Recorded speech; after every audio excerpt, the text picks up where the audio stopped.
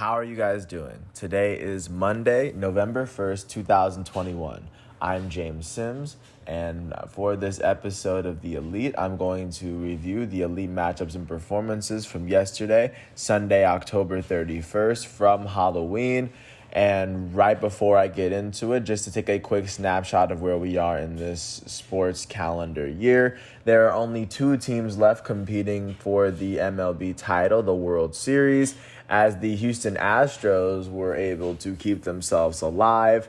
Jumping over to what's going on with football, there was the 8th Sunday of NFL football we have to get into. And of course, there was a weekend of soccer that we're finishing off on overseas. Not to mention the NBA season that's underway as well. First, taking a look at what's going on in the World Series. Game 5 took place in Atlanta. Coming into this matchup, the Braves had a 3-1 World Series lead. And the Atlanta Braves would start Game 5 with the lead after Adam Duvall hit a grand slam. The Braves took a 4-0 lead. The Houston Astros would score 2 runs in the top of the second off of a RBI single from Alex Bregman and a sacrifice fly from Martin Maldonado, making it 4-2 Atlanta. In the top of the third, Carlos Correa's double would make it 4-3, and Yuli Gurriel's ground out would make it 4-4. In the bottom of the third, Freddie Freeman's solo home run would give the Braves a 5-4 lead. In the top of the fifth, Martin Maldonado would end up walking, tying the game at 5, and then Marwin Gonzalez's 2-run single would make it 7-5 Houston. In the top of the seventh, Martin Maldonado's RBI single would make it 8-5 to give the Astros a 3-run lead, and Carlos Correa's RBI single would end up giving the Astros a 9-5 lead over the Atlanta Braves, to which they would shorten their deficit in the series. And even though the Braves are 1 win away from winning the World Series, the Astros are now 2 wins away from winning. Looking at how the Atlanta Braves fared in their pitching, their starter, Tucker Davidson, would pitch 2 innings. He would allow 2 earned runs, 4 total runs, as he only struck out 1 batter and walked 3. The loss would end up going to their relief pitcher, AJ Minter. Minter allowed 3 earned runs in 1 inning as he struck out 2 batters. With this loss, he's 1-1 in the World Series. In his batting lineup, the Atlanta Braves third baseman Austin Riley went 3-for-4 with a run. Their catcher Travis d'Arnaud went 2-for-4. Their center fielder Adam Duvall went 1-for-4 with 4 RBIs and a run as he hit his 2nd home run of the series. And their elite first baseman and reigning National League MVP Freddie Freeman went 1-for-4 with an RBI and a run. He would end up hitting his first home run of the World Series. For the Houston Astros, their starting pitcher, Framber Valdez, would pitch 2.2 innings as he allowed 5 earned runs and struck out a batter. The win was given to their second relief pitcher, Jose Urquidy. He allowed no earned runs in the 4th inning. With this win, he's 2-0 in the series. And in the Astros batting lineup, their shortstop, Carlos Correa, went 3-for-5 with 2 RBIs and a run. Their first baseman, the American League batting champ, Yuli Gurriel, went 3-for-5 with an RBI and 2 runs. Their elite third baseman, Alex Bregman, would go 1-for-4 with an RBI and a run for himself as he hit his first double of the series. With this win, the Atlanta Braves are still leading the series 3-2. Game 6 will take place tomorrow in Houston as the Atlanta Braves hold a 3-2 series lead.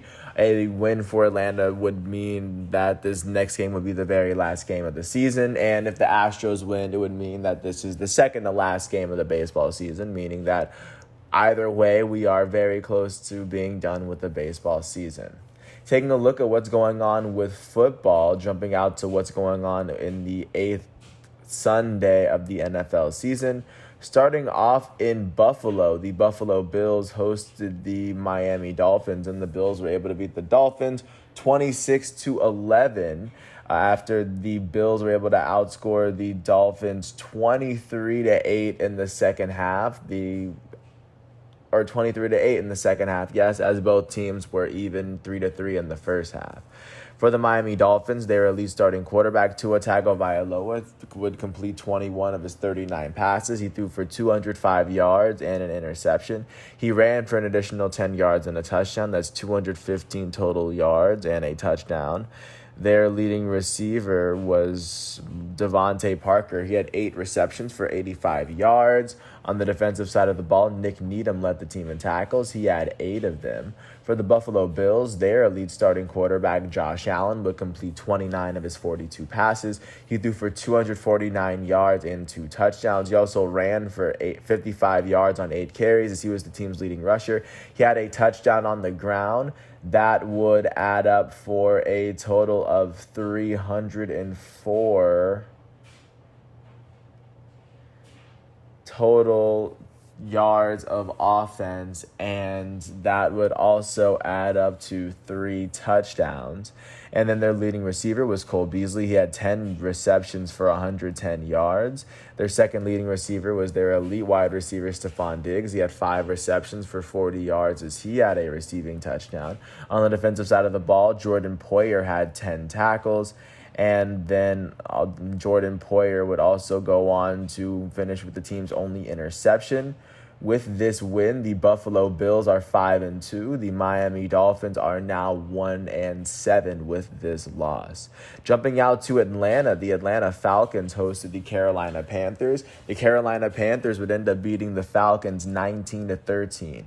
The Falcons outscored the Panthers 10-9 in the first half. The Panthers outscored the Falcons 10-3 in the second half. For the Atlanta Falcons, their elite starting quarterback, Matt Ryan, would complete 20 of his 27 passes as he threw for 146 yards, a touchdown, and 2 interceptions.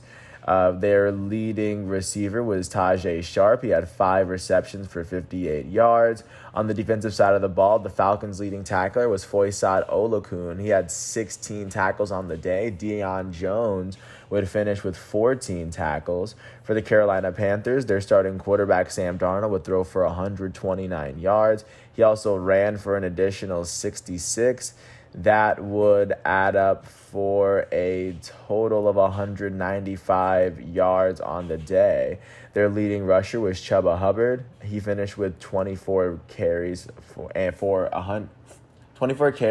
for 82 yards and a touchdown. He also had 9 yards through the air. That's 91 total yards of offense. Their leading receiver was DJ Moore. He had 4 receptions for 59 yards. On the defensive side of the ball, Shaq Thompson finished with 10 tackles. The team would combine for 3 sacks on the day. Shaq Thompson and Stephon Gilmore would combine for the team's 2 interceptions. With this win, the Carolina Panthers are 4-4. With this loss, the Atlanta Falcons are now 3-4 as we are now 8 weeks into the season. Jumping out to Chicago, the Chicago Bears hosted the San Francisco 49ers. The 49ers would end up beating the Chicago Bears 33-22. The Bears outscored the Niners 13-9 in the first half, and the Niners outscored the Bears 24-9 in the second half. Looking first at the Chicago Bears, their elite young starting quarterback, Justin Fields, would complete 19 of his 27 passes as he threw for 175 yards, a touchdown, and an interception. He also ran for 10 yards. He also carried the ball 10 times for 103 yards and a touchdown. That is 278 total yards of offense. Their leading receiver was Darnell Mooney. He finished with 6 receptions for 64 yards on the day. On the defensive side of the ball, DeAndre Houston, Carson, Roquan Smith, and those would be the 2 players that finished with 6 tackles on the day. For the San Francisco 49ers, their starting quarterback, Jimmy Garoppolo, would throw for 322 yards. He also ran for 4 yards. And his only 2 touchdowns would be on the ground. So that would be 326 total yards of offense with 2 touchdowns in his name. The 49ers leading rusher was Elijah Mitchell. He had 18 carries for 137 yards and a touchdown. Their leading receiver was Deebo Samuel. He had 6 receptions for 170 yards. On the defensive side of the ball for the Niners, Fred Warner was their leading tackler. He had 8 tackles on the day. Nick Bosa, their elite defensive end, would finish with 3 tackles, as 2 of his 3 tackles would be sacks. All three of his tackles would be tackles for loss, as a matter of fact. Josh Norman would have the team's only interception. With this win, the San Francisco 49ers are 3-4. And with this loss, the Chicago Bears are now 3-5 at this point in the season. Taking a look at what's going on in Cleveland, the Cleveland Browns hosted these Pittsburgh Steelers. And in this matchup, the Pittsburgh Steelers would end up defeating the Cleveland Browns. They would win this matchup 15-10. The Pittsburgh Steelers and the Cleveland Browns would be even at 3 at halftime, and the Pittsburgh Steelers would outscore the Cleveland Browns 12-7 in the second half. Taking a look at exactly how it went down, it would be ended by the Pittsburgh Steelers touchdown from Ben Roethlisberger to Pat Freiermuth. After they actually had to score 2 touchdowns after they were trailing 10-3. Najee Harris's touchdown brought them to within 1, but they missed the PAT. But they needed that 2-yard touchdown from Ben Roethlisberger to Freiermuth. The 2-point conversion failed again, but regardless, the Pittsburgh Steelers were able to come away with the 15-10 win. Taking a look at what went wrong for the Cleveland Browns, their starting quarterback, Baker Mayfield, would throw for 225 yards, and he would also run for 5. That would be 230 total yards of offense. Their elite running back, Nick Chubb, would finish with 16 carries for 61 yards on the ground, and then he would have 8 yards through the air. That's 69 total yards of offense. Their leading receiver, Jarvis Landry, had 5 receptions for 65 yards. On the defensive side of the ball, Malcolm Smith had 10 tackles on the day. And then from the Pittsburgh Steelers side of the ball, their elite starting quarterback, Ben Roethlisberger, would complete 22 of his 34 passes as he threw for 266 yards and a touchdown. Their leading rusher was Najee Harris, their starting running back. He had 26 carries for 91 yards and a touchdown. He also had 3 receptions for 29 yards through the air. That's 120 total yards of offense. The Pittsburgh Steelers leading receiver, Deontay Johnson, had 6 receptions for 98 yards on the day. On the defensive side of the ball, Joe Schobert led the team in tackles as he had 9 on the day. Their elite defensive end, TJ Watt, finished with 6 tackles, 1 of them for loss. He finished with a sack and a half. He also recovered a fumble on the day. And then with this win, the Pittsburgh Steelers are now 4-9, and with this loss, the Cleveland Browns are now 4-4 on the season. Taking a look at what's going on in Detroit, the Detroit Lions, looking for their first win of the season, hosted the Philadelphia Eagles. The Eagles would end up beating the winless Lions 44-6 to pick up their 3rd win of the season. The Eagles would shut the Lions out in the first half, outscoring them 17-0, and then they shut the Lions out in the third quarter 21-0, and they would score evenly with the Lions in the fourth quarter at 6. They outscored them 26-6 in the second half. Looking at how the Detroit Lions fared, their starting quarterback, Jared Goff, threw for 222 yards. Their leading receiver was their tight end, TJ Hawkinson. He had 10 receptions for 89 yards. And then on the defensive side of the ball, Austin Bryant, Derek Barnes, and Tracy Walker III would each lead the team in tackles. They each had 7 on the day. For the Philadelphia Eagles, their starting quarterback, Jalen Hurts, would throw for 103 yards and run for 71. That's 174 total yards of offense. Their second leading rusher, Boston Scott, finished with 12 carries for 60 yards and 2 touchdowns. Their second leading rusher, Jordan Howard, finished with 12 carries for 57 yards as he had 2 touchdowns for himself on the ground. Their leading receiver, Dallas Goedert, finished with 6 receptions for 72 yards. On the defensive side of the ball, TJ Edwards finished with 13 tackles on the day. Their elite corner, Darius Slay, would finish with 1 tackle. He also recovered a fumble as well. Josh Sweat would finish with 4 tackles and 2 sacks on the day. The Eagles would finish with 6 sacks as a team, With this win, the Philadelphia Eagles are 3-5. With this loss, the Detroit Lions are 0-8. They are still looking for their first win of the season. Taking a look at what's going on in Indianapolis, the Indianapolis Colts hosted the Tennessee Titans. Tennessee Titans sitting at the top of their division, and the Titans were able to beat the Colts in overtime to keep their title at the very top of the division. The Indianapolis Colts outscored the Titans 17-14 in the first half. The Titans would have to outscore the Colts 17-14 in the second half, and then they would have to win the game off of a field goal. And this field goal would come with 4 minutes left from Randy Bullock, of course, to win the Titans yet another game.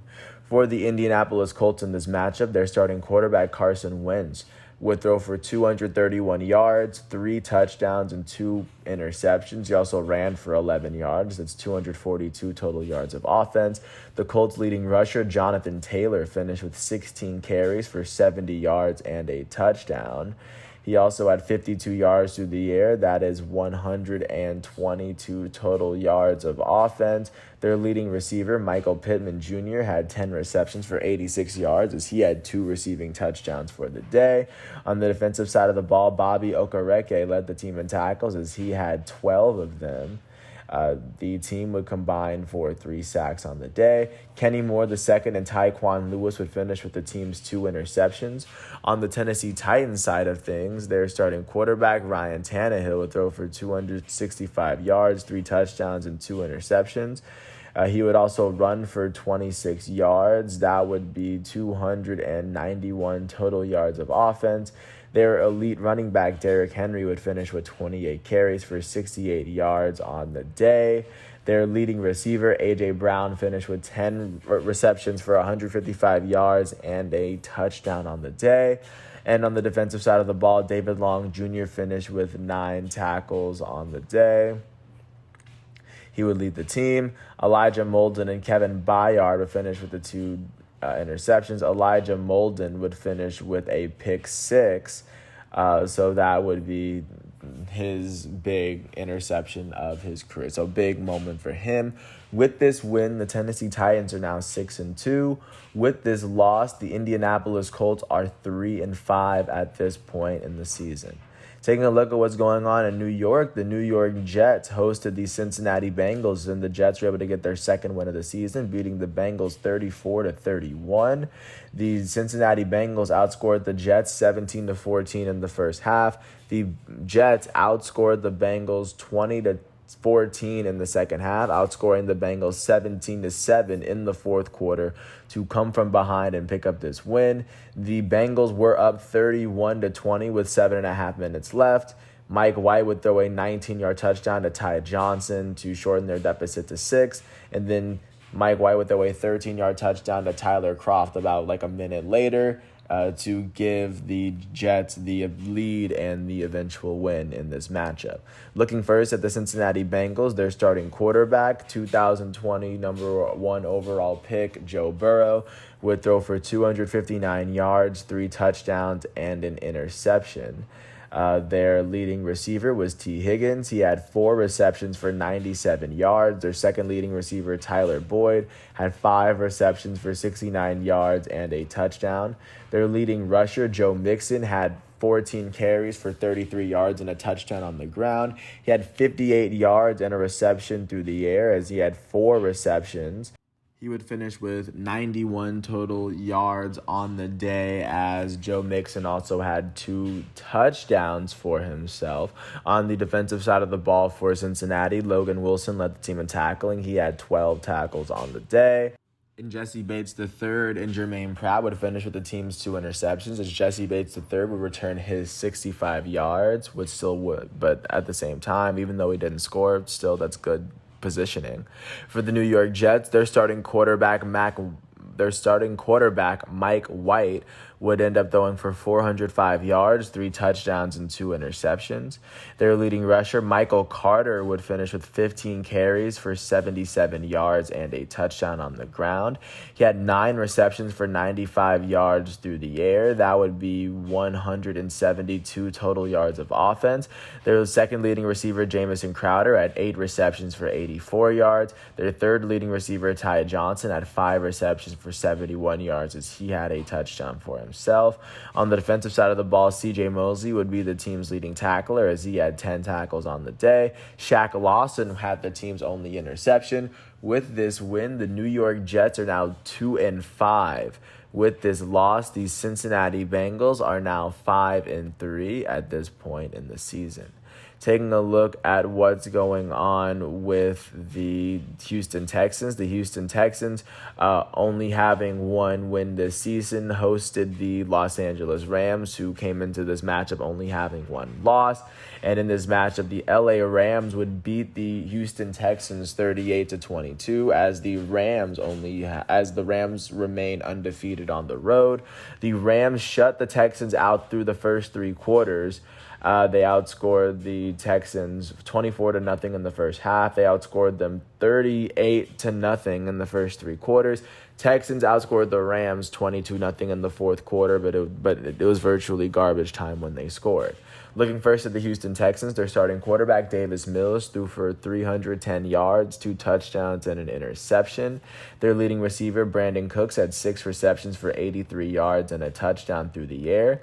On the defensive side of the ball, Justin Reed had 10 total tackles on the day. And then for the Los Angeles Rams, their starting quarterback, Matthew Stafford, threw for 305 yards and 3 touchdowns. Their leading carrier, Darrell Henderson Jr., had 14 carries for 90 yards and a touchdown.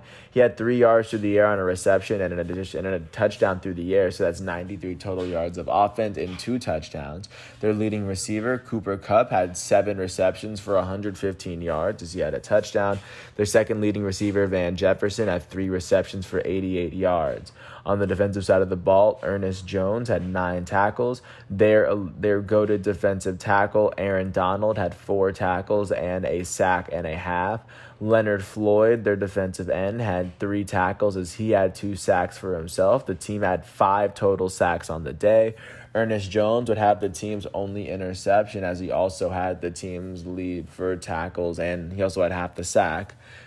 With this win, the LA Rams are 7-1, and with this loss, the Houston Texans are now 1-7 at this point in the season. Taking a look at where the LA Chargers are at this point in the season, looking at Los Angeles' other team, they hosted the New England Patriots. The New England Patriots would end up beating the Los Angeles Chargers 27-24.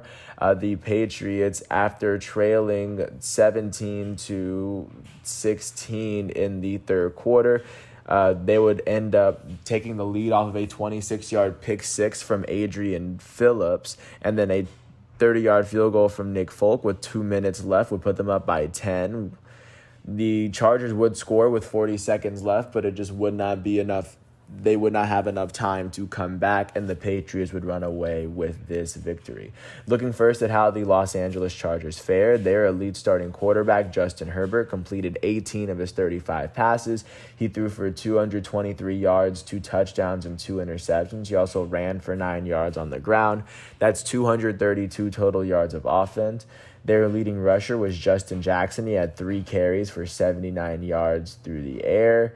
Austin Eckler, their second leading rusher, had 11 carries for 64 yards and a touchdown. He was the team's second leading receiver as well, as he had 6 receptions for 60 yards. That is 124 total yards of offense. Their leading receiver was their elite wide receiver, Keenan Allen. He had 6 receptions for 77 yards as he had a receiving touchdown on the day. On the defensive side of the ball, the Chargers' elite safety, Derwin James Jr., had 13 tackles. Kazir White had 10 tackles for himself. And then for the New England Patriots, their starting quarterback, Mac Jones, threw for 217 yards. He also ran for 10 yards. It's 227 total yards of offense. Their leading rusher was Damian Harris. He had 23 carries for 80 yards and a touchdown. Their leading receiver was Nelson Aguilar. He had 3 receptions for 60 yards. On the defensive side of the ball, Kyle Duggar led the team in tackles. Matthew Judon had 5 tackles as he had a sack and a half for himself. Adrian Phillips finished with 2 interceptions as one of his interceptions was a 26-yard pick six that eventually turned the tide for this game. With this win, the New England Patriots are 4-4, and with this loss, the Los Angeles Chargers are now 4-3. Taking a look at what's going on now in Seattle, the Seattle Seahawks hosted the Jacksonville Jaguars, and the Seahawks were able to beat the Jaguars handily, 31-17, as the Seahawks shut the Jaguars out through the first 3 quarters, 24-0, and then both teams scored a touchdown in the fourth quarter. Looking first at how the Jaguars fared, the team that still has yet to win on the road, their elite starting quarterback, Trevor Lawrence, completed 32 of his 52 passes as he threw for 238 yards, a touchdown and an interception. He ran for 11 yards on the ground, so he had 249 total yards of offense. Their leading receiver was Dan Arnold. He had 8 receptions for 68 yards through the air. On the defensive side of the ball, Miles Jack had 8 tackles. Their third leading tackler, Josh Allen, had 6 total tackles as he had 2 sacks for himself. He had 2 of the team's 3. And then for the Seattle Seahawks, their starting quarterback, Geno Smith, would throw for 195 yards and 2 touchdowns. He also ran for 8 yards on the ground, so that's 203 total yards of offense and 3 touchdowns in his name. The Seahawks' leading receiver was Tyler Lockett. He had 12 receptions for 142 yards. Their elite wide receiver, DK Metcalf, had 6 receptions for 43 yards as he had both of Geno Smith's passing touchdowns, or he had both of those Seahawks receiving touchdowns from Geno Smith.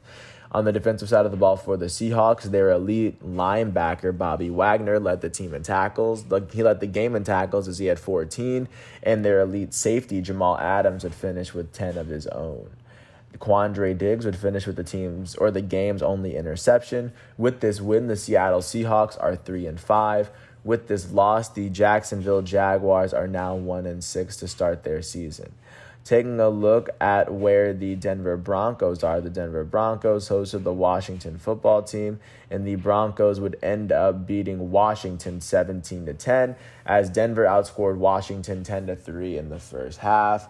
Both teams scored a touchdown in the second half, but the Broncos would end up scoring the game-winning touchdown with 4 minutes left off of a 3-yard touchdown from Melvin Gordon. Looking first at the Washington football team, their starting quarterback, Taylor Heineke, threw for 270 yards, a touchdown, and 2 interceptions. He also ran for 10 yards. That's 280 total yards of offense. Their leading receiver, J.D. McKissick, had 8 receptions for 83 yards. DeAndre Carter, their second leading receiver, had 3 receptions for 51 yards as he had a touchdown for himself. Cole Holcomb was their leading tackler as he had 9 tackles on the day. Landon Collins had 8 tackles as he had a sack for himself. For the Denver Broncos, their starting quarterback, Teddy Bridgewater, threw for 213 yards and a touchdown. He also ran for a yard. That's 214 total yards. Their leading rusher was Melvin Gordon as he had 47 yards and the game-winning touchdown. Their leading receiver was Tim Patrick as he had 3 receptions for 64 yards. On the defensive side of the ball, Baron Browning had 8 total tackles on the day. Draymond Jones would finish with 3 tackles as he had a sack and a half. Malik Reed had 3 tackles as he had 2 sacks. The team would have 5 on the day. Justin Simmons had both of the team's interceptions as he would return it for a combined 24 yards. With this win, the Denver Broncos are 4-4. With this loss, the Washington football team is now 2-6 at this point in the NFL season. Taking a look at what went down in the Superdome in New Orleans, the New Orleans Saints took on their divisional rivals, the reigning Super Bowl champs, the Tampa Bay Buccaneers. The Saints would end up beating the Buccaneers 36-27 as the Buccaneers picked up their very second loss of the season. The Saints outscored the Buccaneers 16-7 in the first half. And then in the second half, both teams would score 20 points. And the difference would end up being the second quarter for the New Orleans Saints. Looking at the Tampa Bay Buccaneers, their goated starting quarterback, Tom Brady, would complete 28 of his 40 passes as he threw for 375 yards, 4 touchdowns, and 2 interceptions. He also carried the ball for 2 yards. That's 377 total yards of offense. The Buccaneers' leading receiver was Chris Godwin. He had 8 receptions for 140 yards and a touchdown. Their fourth leading receiver, their elite wide receiver, Mike Evans, had 2 receptions for 48 yards as he had a receiving touchdown. On the defensive side of the ball, Devin White, their elite linebacker, finished with 10 tackles on the day. And then for the New Orleans Saints, their starting quarterback, Jameis Winston, would throw for 56 yards, and he would run for 40 as he had 96 total yards of offense and a touchdown. Their backup quarterback, Trevor Siemian, would throw for 159 yards and a touchdown. Their leading carrier, their elite running back, Alvin Kamara, had 19 carries for 61 yards and a touchdown. He had 15 yards through the air, so that's 76 total yards of offense. And on the defensive side of the ball for the Saints, their leading tackler was Marcus Williams. He had 8 tackles on the day. And P.J. Williams would finish with the team's only pick 6. C.J. Gardner-Johnson had the team's other interception. P.J. Williams' pick 6 was 40 yards. And with this win, the New Orleans Saints are now 5-2. With this loss, the Tampa Bay Buccaneers are 6-2, as these are 2 Titans within the NFC. And then taking a look at the Sunday night football matchup that took place in Minneapolis, the Minnesota Vikings hosted the Dallas Cowboys. The Dallas Cowboys would end up beating the Minnesota Vikings 20-16. The Vikings outscored the Cowboys 10-3 in the first half, and the Cowboys would go on to outscore the Vikings 17-6 in the second half. For the Minnesota Vikings, their starting quarterback, Kirk Cousins, would throw for 184 yards and a touchdown. He ran for 18 yards, so that is 202 total yards of offense. Their leading carrier, Dalvin Cook, their elite running back, finished with 18 carries for 78 yards on the ground. And then the Vikings' leading receiver, Adam Thielen, had 6 receptions for 78 yards as he had a receiving touchdown for himself. On the defensive side of the ball, Harrison Smith, their elite safety, would finish with 9 tackles on the day. Xavier Woods would finish with 8 tackles as he had a sack for himself. Anthony Barr out of Loyola would go on to finish with 6 tackles as he recovered a fumble for himself. Not to mention that along with Xavier Woods' 8 tackles and a sack, he did have an interception for the team. For the Dallas Cowboys, their starting quarterback, Cooper Rush, would throw for 325 yards, 2 touchdowns, and an interception. Their elite running back, Ezekiel Elliott, would carry the ball 16 times for 50 yards. He had 23 yards through the air. That's 73 total yards of offense. The Cowboys' elite wide receiver, Amari Cooper, would finish with 8 receptions for 122 yards and a touchdown. Their second leading receiver, CeeDee Lamb, had 6 receptions for 112 yards. Their third leading receiver, Cedric Wilson, had 3 receptions for 84 yards and a touchdown.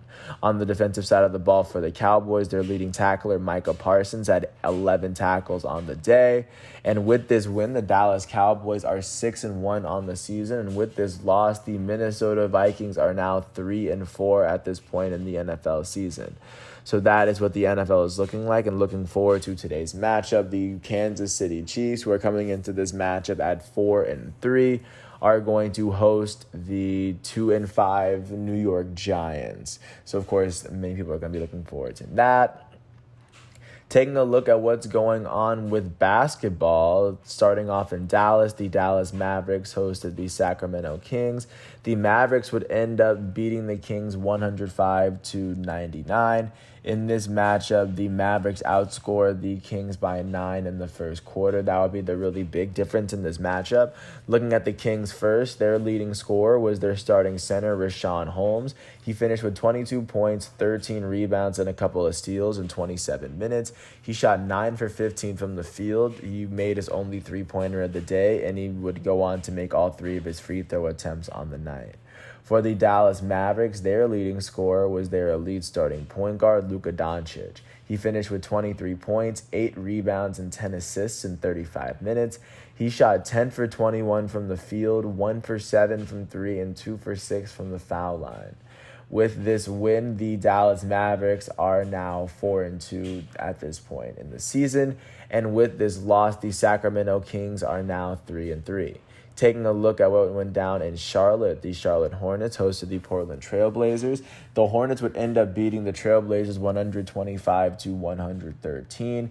The Hornets outscored the Trail Blazers by 8 points in the third quarter, by 11 in the fourth. That's 19 total points in the second half to overcome their halftime deficit.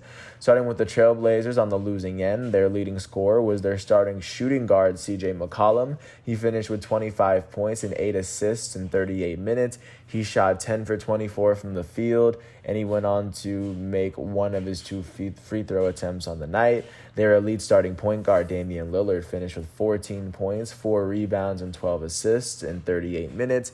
He shot 5 for 20 from the field, 2 for 14 from 3, and he made both of his free throw attempts on the night. For the Charlotte Hornets, their leading scorer would be their elite starting point guard, LaMelo Ball.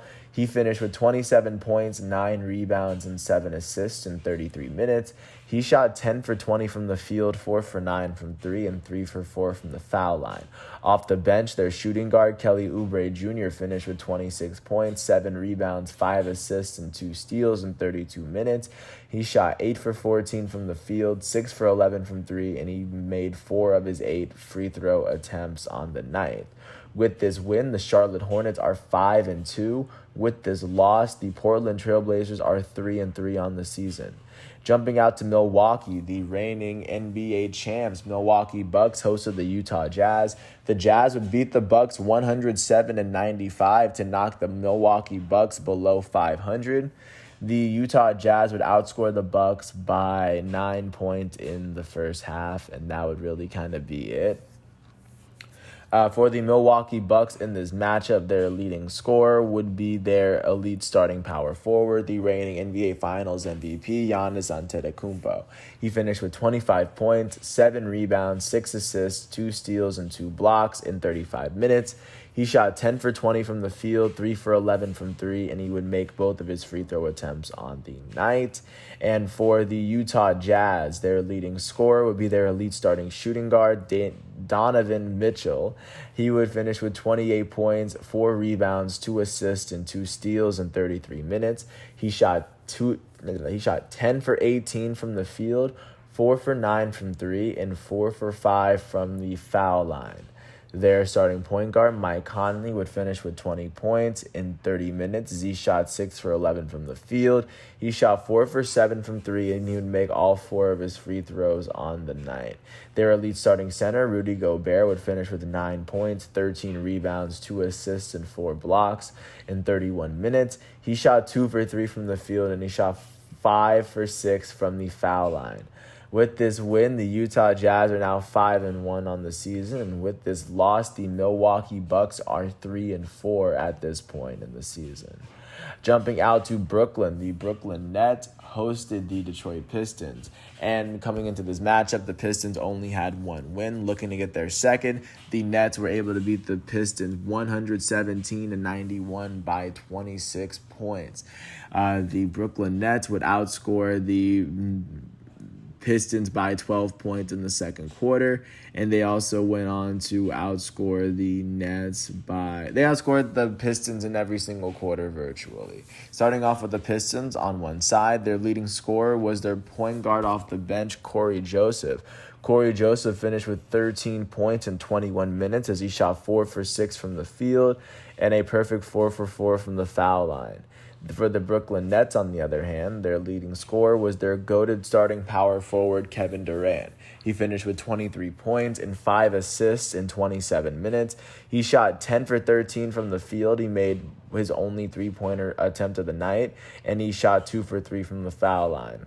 Their elite starting shooting guard, James Harden, would finish with 18 points, 10 rebounds, and 12 assists alongside 5 turnovers in 29 minutes. He shot 6 for 9 from the field, 4 for 7 from 3, and he shot 2 for 3 from the foul line. And their elite starting power forward, Blake Griffin, would finish with 8 points, 5 rebounds, and 2 assists in 20 minutes. He shot 3 for 4 from the field, 1 for 2 from 3, and he shot 1 for 2 from the foul line. With this win, the Brooklyn Nets are now 4-3. With this loss, the Detroit Pistons are now 1-5 at this point in the season. Last but not least, jumping out to the Staples Center, the Los Angeles Lakers hosted the Houston Rockets, and the Los Angeles Lakers would end up beating the Rockets 95-85 to break 500. In this matchup, the Lakers outscored the Rockets by 12 points in the first half and by 7 in the second. That combined 19-point deficit would, of course, carry their momentum and would give them the win. For the Houston Rockets in this matchup, their leading scorer was their shooting guard off the bench, Eric Gordon. He finished with 17 points in 30 minutes. He shot 4 for 10 from the field, 4 for 6 from 3, and he would shoot 5 for 7 from the foul line. Yes, he shot 0 for 4 from 2. And then for the Los Angeles Lakers, on the other hand, their leading scorer would be their future Hall of Fame power forward off the bench, Carmelo Anthony. He finished with 23 points and 4 blocks alongside 2 steals in 25 minutes. He shot 8 for 14 from the field, 5 for 8 from 3, and he shot 2 for 4 from the foul line. Their elite starting point guard, Russell Westbrook, would finish with 20 points, 8 rebounds, and 9 assists in 35 minutes.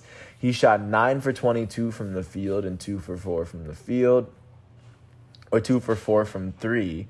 Their elite starting power forward, Anthony Davis, would finish with 16 points, 13 rebounds, and a couple of assists in 33 minutes. He shot 7 for 17 from the field and a perfect 2 for 2 from the foul line. And their goated starting small forward, LeBron James, would finish with 15 points, 7 rebounds, 8 assists, and 4 steals in 35 minutes. He shot 6 for 19 from the field and 3 for 4 from the foul line. With this win, the Los Angeles Lakers are 4-3. With this loss, the Houston Rockets are now 1-5 on the season. Just to get a sense of where the NBA sits, those were all the matchups from yesterday. And, of course, taking a look at what's going on overseas with yesterday's soccer matchups. Starting off in La Liga, Atletico Madrid was able to beat Real Betis 3-0, as Joao Felix would score the third in the 80th minute to help Atletico sit pretty comfortably at the top. Inter Milan was able to beat Udinese 2-0, as both of their goals would come from Correa. Napoli was able to beat Salernitana as 1-0, as they were able to remain unbeaten. And AC Milan was able to beat AS Roma 2-1, as Zlatan Ibrahimovic would score in the 25th minute. Of course, everybody loves Zlatan. And, of course, those were the big matchups for yesterday. And as today's matchups continue, I will come back tomorrow on Tuesday, November 2nd, for another episode of The Elite. And until then, I want to thank everyone for sticking around with me for this ride. I want to thank the ESPN, NBA, NFL, college football, soccer, or just FIFA, MLB, all those websites for giving me what I needed for these episodes, because without them, I can't do it. And I want to thank everyone for listening to this piece. I hope all is well, and I'll catch you with another episode once all of today's episodes are done. Until then, I'll catch you tomorrow. Peace out. And until then, I can't wait to get started.